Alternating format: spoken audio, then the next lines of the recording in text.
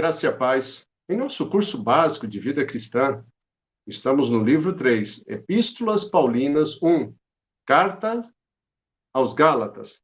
Capítulo 7, Deus dá a Paulo o seu evangelho. Amados, na aula passada, no tópico 1, o apostolado e o evangelho de Paulo, nós havíamos recomendado aí a leitura do capítulo 1. E nós pontuamos e respondemos algumas questões. Primeiro, o que significa a palavra igreja ou eclésia? Segundo, Deus ainda hoje chama pessoalmente pessoas para o seu ministério? Terceiro, quando Paulo fala de outro evangelho, o que isso significa? Quarto, qual é a diferença entre judaísmo e cristianismo? Ok? Hoje, no tópico 2, a consulta aos dirigentes da igreja. Recomendamos lá a leitura do capítulo 2. Amém, amados? Então, observe, no capítulo 2 de Gálatas, Paulo continua a defesa do seu evangelho, com argumentos históricos, relembrando aos Gálatas que o seu evangelho foi ou fora aceito pelos líderes da igreja de Jerusalém, bem como os Gálatas podiam ver a dedicação e a sinceridade de Paulo quanto ao evangelho da liberdade cristã, à medida que fosse lendo a referida carta. Então, nos versos 1 e 2 do referido capítulo, Paulo se refere à visita que fez a Jerusalém 14 anos após a sua conversão. E aqui a gente abre um parênteses que é bom nós citarmos aqui, amados. Quanto à sua primeira viagem àquela cidade, não sabemos precisar o tempo, né? Pois temos alguns registros no livro de Atos, lá no capítulo 11, versículo 27 ao 30, e no capítulo 15, que vai do versículo 1 ao 29, nós temos dificuldade com as datas em qualquer cronologia ali paulina, né? As datas mencionadas são sempre aproximadas, apenas aproximadas.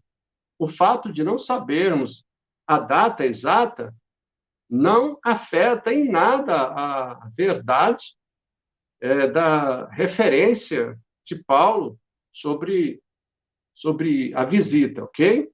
O importante é que ele fez a visita e agiu como deveria agir. Em Gálatas, capítulo 2, versículo 2, a parte B, fala assim: para, de algum modo, não correr ou não ter corrido em vão.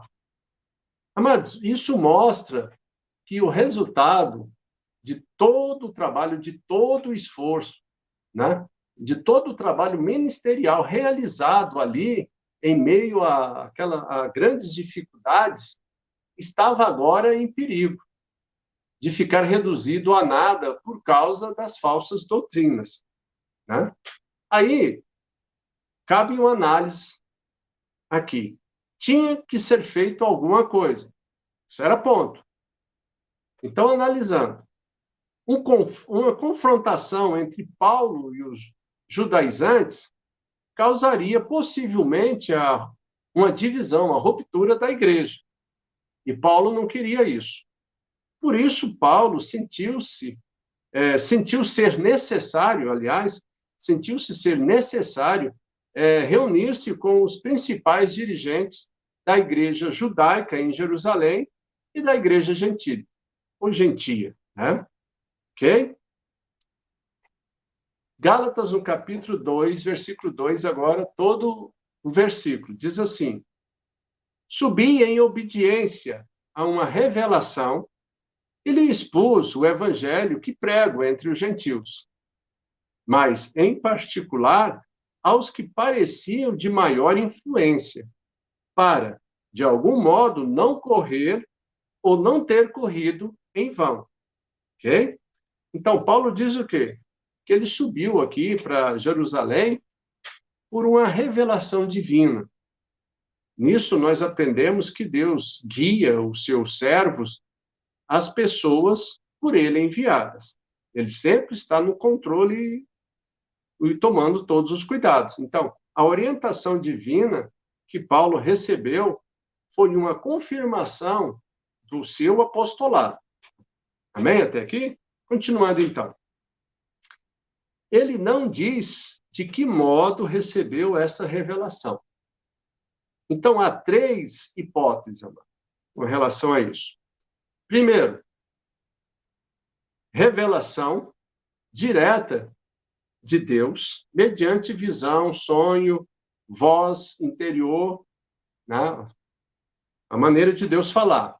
Segundo, através de alguém que recebeu uma orientação de Deus direta para Paulo. Terceiro, por profecia, como é o caso do profeta Ágabo, ok? Lá em Atos, no capítulo 11, versículo 28.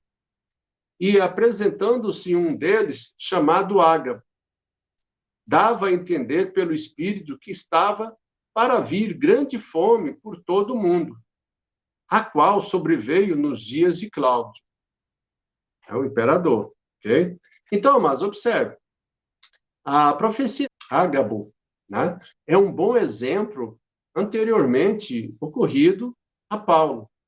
Deus tem recursos e meios inesgotáveis. Um meio de Deus, um meio que Deus muito usa para dirigir o seu povo é a sua palavra, né? Que nós temos e carregamos e às vezes não temos o conhecimento suficiente.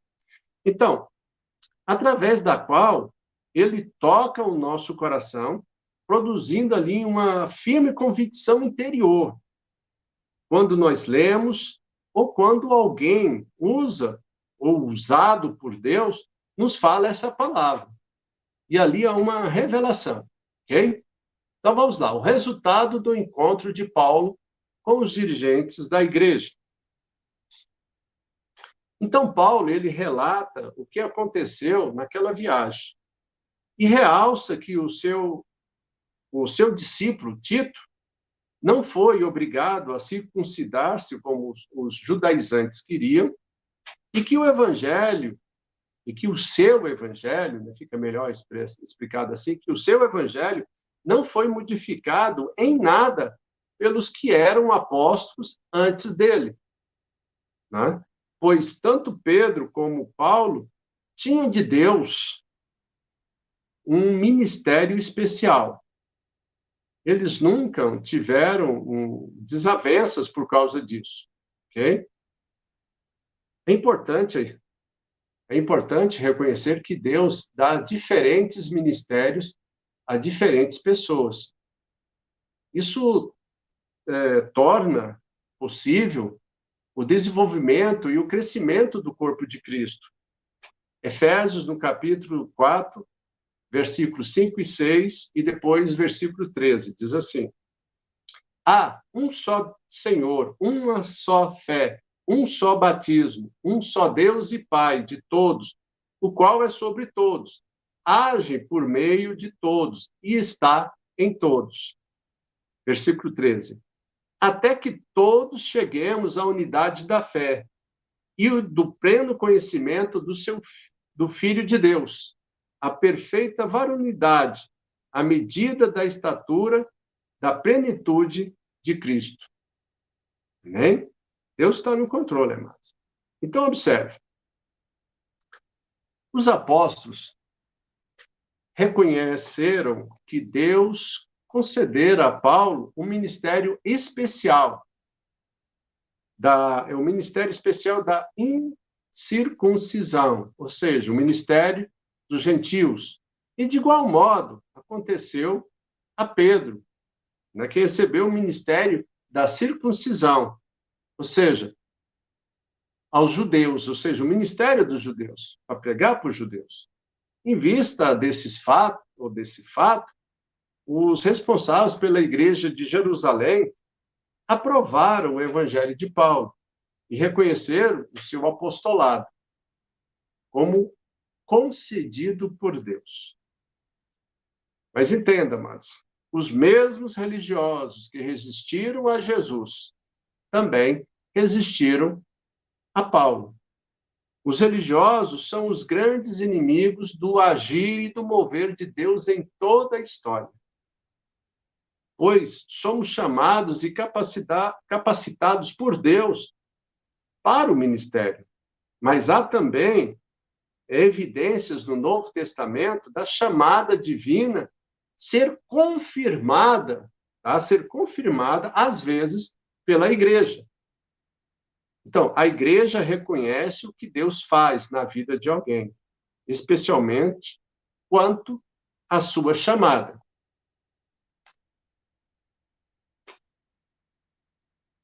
Bom, diríamos que a chamada é de natureza vertical, né? Ou seja, divina, Deus chamando.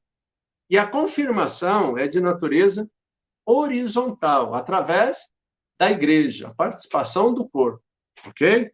Continuando, Atos, no capítulo 13, versículo 2 e 3. Diz: E, servindo eles ao Senhor e jejuando, disse o Espírito Santo: Separai-me agora Barnabé e Saulo para a obra a que os tenho chamado. Então, jejuando e orando, impondo sobre eles as mãos, os despediram. Ok? Então, aqui a confirmação é quando Barnabé e Saulo são separados para trabalhar no evangelho com os gentios. Amém? A repreensão a Pedro por causa do evangelho. Tá bem? Então, observa, amados. Esse registro desse pequeno não seria conflito, mas exortação de Paulo sobre Pedro. Vamos desentender aqui. Primeiramente, quem era Pedro? Então, Pedro foi o primeiro a proclamar o evangelho do reino de Deus aos pecadores, pregando aos judeus. Okay? Foi também o primeiro a ver o derramamento do Espírito Santo sobre os gentios. Então, Deus havia revelado a Pedro que os gentios eram tão carentes da graça de Deus quanto eram os judeus. Tá? E Pedro defendeu o batismo dos gentios diante do presbitério em Jerusalém, ou concílio de Jerusalém. Portanto, ele não deveria considerar impuro o que Deus havia purificado. Não devia fazer acepção de pessoas. Então, vamos lá. Gálatas, no capítulo 2, versículo 11 e 12, nós temos uma narrativa dessa história. Qual era a queixa de Paulo contra Pedro? De separar-se dos cristãos gentios. Né? Diz assim, versículo 11. Quando, porém, Cefas, ou Pedro, né? Cefas significa Pedro. Quando, porém, Cefas veio a Antioquia, resisti-lhe face a face, porque se tornara repreensível. Com efeito, antes de chegar alguns da parte de Tiago, comia com gentios. Quando, porém, chegaram, afastou-se e, por fim, veio apartar-se, temendo os da circuncisão. Então, observe a atitude de Pedro. A atitude de Pedro dava a entender que os cristãos gentios eram espiritualmente inferiores aos cristãos judeus. Né? E observe que isso, às vezes, contamina, mas até Barnabé foi levado pela hipocrisia de Pedro. Gálatas, no capítulo 2, versículo 13, diz: E também os demais judeus dissimularam com ele, a ponto de o próprio Barnabé ter se deixado levar pela dissimulação deles. Então, observe, o problema exigia uma ação, uma postura imediata e corretiva antes que a coisa piorasse. Paulo repreendeu na presença de todos. Gálatas, no capítulo 2, verso 14. Quando, porém, vi que não procediam corretamente segundo a verdade do evangelho, disse a Cefas, na presença de todos, se sendo tu judeu, vieste como gentil e não como judeu, por que obriga os gentios a viverem como judeus? Então, vamos ver o fato. O fato ocorrido entre Paulo não indica que, ao pecarem, os cristãos devem ser repreendidos e corrigidos em público. Há fatos que nós vamos ainda falar sobre esse assunto. Então, Paulo, ele teve a coragem, teve a ousadia, como apóstolo de Cristo, para corrigir daquela maneira, ou defender o evangelho daquela maneira, isso é ponto positivo, né? Mas, como povo de Deus, nós temos que ter uma postura, principalmente nos dias atuais. Né? Conhecereis a verdade vos libertará. Então, não devemos temer se em nossas igrejas depararmos com problemas que possam atingir sua estrutura. Nós temos que tomar posição, e foi o que Paulo fez. Tá, atingiu qual estrutura? A fé e a estrutura doutrinária. Ele estava defendendo, né? Amados, continuando aí. Quando cremos em Cristo e na sua obra, a obra realizada ali na cruz, somos declarados justos diante de Deus. Esse é o ponto central da mensagem do Evangelho. Então, não tem como você criar ou ter duas estruturas dentro de um corpo. Uma que é os gentios e outra que é os judeus. Né? Uma que se acha superior e acha que a outra é inferior. Não, a palavra está falando. Esse é o ponto central da mensagem. Né? Nós todos fomos declarados justos diante de Deus. Ponto. Não tem mais o que discutir. Né? Em Gálatas, no capítulo 2, verso 17, diz: mas, se procurando ser justificados em Cristo, fomos nós, mesmos também achados pecadores, dar-se-á o caso de ser Cristo ministro do pecado? Certo que não. Então, vamos entender esse versículo. Aqui, Paulo, ele afirma que ele seria um grande pecador se voltasse a confiar na lei para a salvação, como fizeram antes da sua conversão. Ele queria dizer que, se unicamente a fé em Cristo não é suficiente para a salvação, ele e Pedro pecaram ao ensinar isso ao povo. Né? Continuando, então. Se a salvação pela graça mediante a fé em Cristo não é verdade, diz Paulo, estamos conduzindo o povo para o pecado. A salvação não consiste de regras e de ordenanças humanas. Ela vem de Deus e seu princípio dinamizante é a fé no Filho de Deus. E é isso que nós temos que entender, né? Então, que conclusão podemos chegar até aqui para nós mudarmos para outros pontos? Tudo depende da graça de Deus. Foi o que Paulo estava dizendo. Tudo depende da graça de Deus. A morte de Cristo é a consumação da salvação, e não uma justificação baseada na lei. Amém? Gálatas capítulo 2, verso 21. Não anulo a graça de Deus, pois se a justiça é mediante a lei, segue-se que morreu Cristo em vão. Né? Então, amados, Deus tomou a lei e a substituiu pela fé.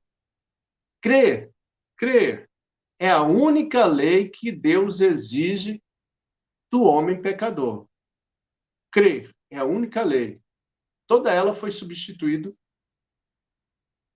por esse princípio. Se o homem crê em Cristo, essa fé lhe é imputada por justiça. Assim, a pessoa justificada agora pode entrar na comunhão com Deus, pois é justa. Né? Como está registrado lá em Hebreus, no capítulo 4, versículo 16. Diz assim: entrai, pois, ousadamente diante do trono da graça. Mas agora podemos entrar diante do trono da graça. Por quê? Porque fomos justificados por Cristo Jesus.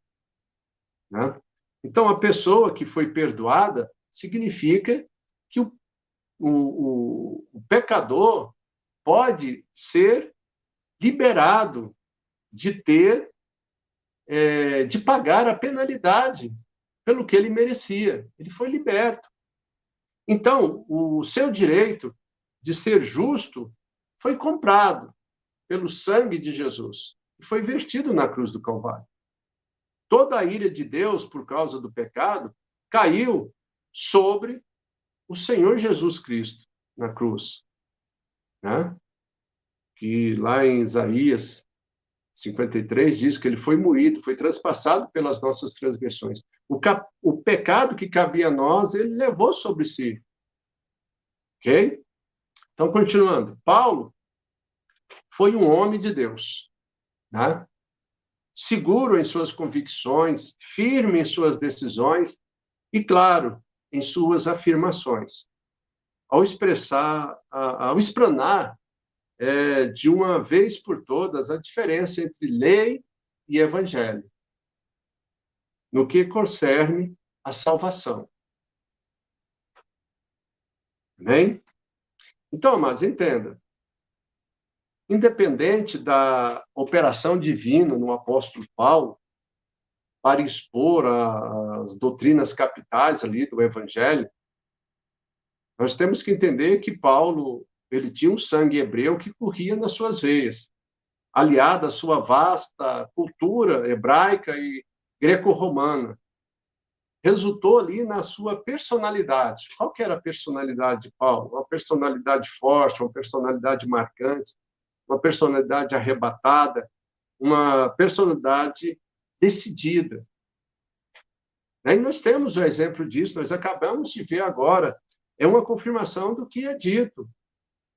Pode ser vista na censura em público por ele aplicada a Pedro, por sua incoerência quanto à lei e o evangelho, ocorrida lá em Antioquia, né? E tratada ali nos versículos 11 a 21 do capítulo 2 de Gálatas. Então, a mudança de tratamento pessoal, nós não vamos ver que ela continua um pouquinho, ela vai até o capítulo 3, versículo 1, mostra que Paulo, até ali, estava dirigindo-se a Pedro e aos seus circunstantes, que estavam envolvidos ali. Né? Então, voltando aqui, quando um pecado é praticado em público, né? A repreensão tem que ser feita também em público. E a exortação foi feita em público, né, para que aquilo não viesse a continuar ocorrendo e que todos eles tomassem conhecimento. Ok? Então, continuando aqui. Nos versículos 15 a 18 do capítulo 2, já indicados, né, lembre-se que nós havíamos recomendado a leitura do capítulo 2. Mostra que, em se tratando de salvação, não existe meio termo. Ou nós somos salvos por Cristo, Hebreus 7, 25 diz que pode salvar totalmente os que por ele se chegam a Deus. Ou não somos salvos por nenhum outro meio, inclusive pela lei. Então, entendendo que o fundamento do Evangelho é que a salvação começa e termina em Deus. Na salvação não há lugar para obras humanas, amados. Entenda isso. É ponto central, é primordial nós temos isso em mente. Tá?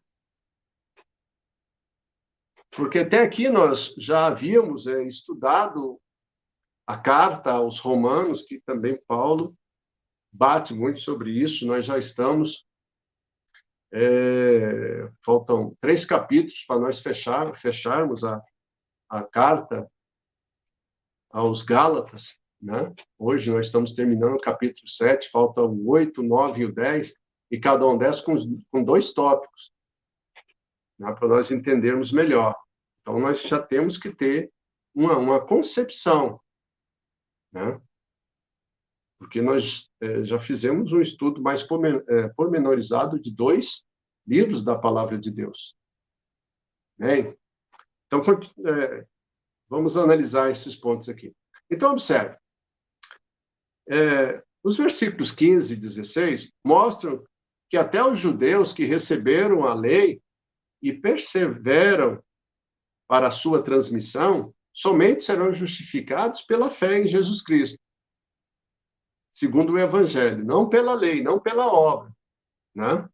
Paulo mostra ainda, no versículo 16 a 18, que se, uma vez justificado diante de Deus pela fé em Cristo, nós retrocedermos, nós voltarmos à vida pecaminosa de outrora, nós mesmos nos transformamos em ministros do pecado e não ministros de Cristo. Então, mas segundo o que a palavra de Deus aqui afirma, os crentes, ou os crentes em Cristo, morreram com ele para a lei, quando ele morreu em nosso lugar, para salvar da condenação da dita lei. Assim, a lei, e nós devemos entender isso, que a lei, ela não tem poder ou direito sobre quem morre, né? Então, lá é Gálatas, o capítulo 2, verso 19, diz: então, pela própria lei, estamos todos mortos quanto a obtermos a salvação. E diz: porque eu, mediante a própria lei, morri para a lei. E aqui nós temos que, e nós vamos refletir um pouco mais sobre esse ponto, né? Por quê? Logo no momento em que nós refugiamos, nós reconhecemos em Cristo, nós morremos com ele para a lei, não tendo esta poder nem direito algum sobre nós mais, amado. Por sua vez, no versículo 20, mostra que quando ele ressuscitou, também ressuscitaremos com ele, né? Então, continuando, já não sou eu quem vive, mas Cristo vive em mim. Fé em Cristo significa ser unido a Cristo num único corpo. Todo o versículo 20 mostra ainda que a morte de Jesus na cruz provou que não há salvação através da lei. No versículo 21, nós vimos aí: não anulo a graça de Deus, pois se a justiça é mediante a lei, segue-se que morreu Cristo em vão. E para nós encerrarmos esse tópico, né, nós ainda vamos ler mais uma referência, mas nós queremos dizer o seguinte: confirmar o fato de que, se o homem for justificado pelas obras da lei, Jesus verdadeiramente sofreu tudo aquilo em vão. né? É o prosseguimento do magistral assunto exposto, né?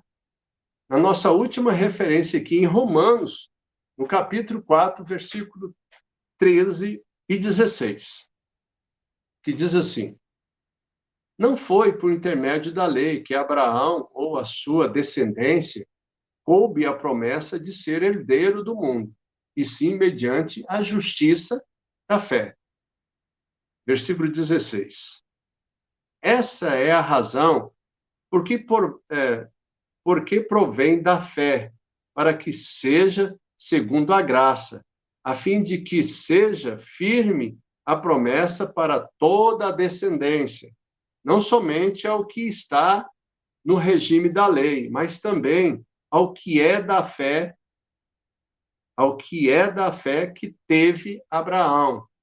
Amados, Abraão, ele foi salvo não pelas obras, ele foi salvo pela fé, né? Observe, Abraão não havia recebido a lei. Moisés foi quem recebeu a lei, né? Então, se a gente for fazer ali uma comparação de Abraão, desde a chamada de Abraão até Moisés, nós teremos um período de 650, 700 anos. Tá? Então, Abraão foi salvo pela fé. Né? Pela fé. Porque aquela chamada fala assim, ó, sai da sua terra, da tua parentela e vai para a terra que eu te mostrarei. Né? E com essa ordem, ele reunir tudo que tinha e começar a sua jornada, demonstra fé. Demonstra uma atitude. Mas a fé que ele ainda seria provada não seria essa.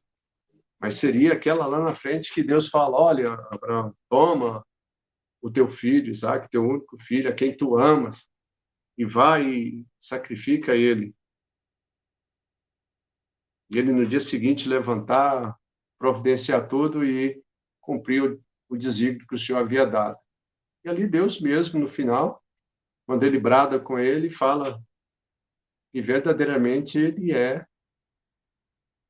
um homem temente a Deus, cheio de fé. Amém? Amados, então nós terminamos o capítulo 7, né? Na próxima aula, nós estaremos iniciando o capítulo 8, as Escrituras ensinam o Evangelho da Fé. Tópico 1, o Evangelho da Fé recebido pelos Gálatas. E aqui, novamente, nós falamos, recomendamos a leitura do capítulo 3, do versículo 1 ao 9. Nós dividimos o capítulo 3 em dois tópicos, para ficar mais fácil de nós entendermos. Né? Nós temos alguns pontos para esclarecermos. Né? Primeiro, quais são as duas razões principais pelas quais Paulo faz tantas citações do Antigo Testamento aos Gálatas? Segundo, como o Espírito Santo entrou na vida dos Gálatas? Terceiro, Abraão foi justificado pela lei ou pela fé? Vamos esclarecer isso melhor, apesar que nós demos uma pequena introdução aqui, mas na próxima aula nós estaremos falando mais sobre isso. Quarta, quais são os filhos de Abraão? Talvez você tenha dúvida, né? E muitas pessoas têm dúvida, falam assim, mas a nação eleita não é a nação de Israel? Tá, então vamos tirar essas dúvidas, né? E vamos posicionar a igreja, né, dentro da família de Abraão. Ok? Bom, espero que vocês tenham gostado. Nós ainda continuamos a clamar e a pedir pelo apoio dos irmãos para que você esteja divulgando o canal. Né? É uma maneira de todos nós, amados, estarmos evangelizando. Evangelizando através da palavra. Ensinando as pessoas que ainda não têm o conhecimento de Deus para que eles possam conhecer e eles possam ser tocados pelo Espírito Santo e convencidos do pecado, né? Porque é uma maneira de nós pregarmos. Nós, sem sairmos, às vezes, nós podemos indicar o canal e levar as pessoas a conhecer a palavra de Deus. Então, ajude a divulgar o canal. Não esquece de deixar o seu like ou o seu dislike. Não esquece de, nos comentários, deixar ali o seu questionamento, se você tem alguma dúvida, né? Vamos juntos. Vamos juntos crescer, vamos juntos amadurecer na palavra de Deus. Crescendo em conhecimento e graça. Amém? Que Deus abençoe os irmãos.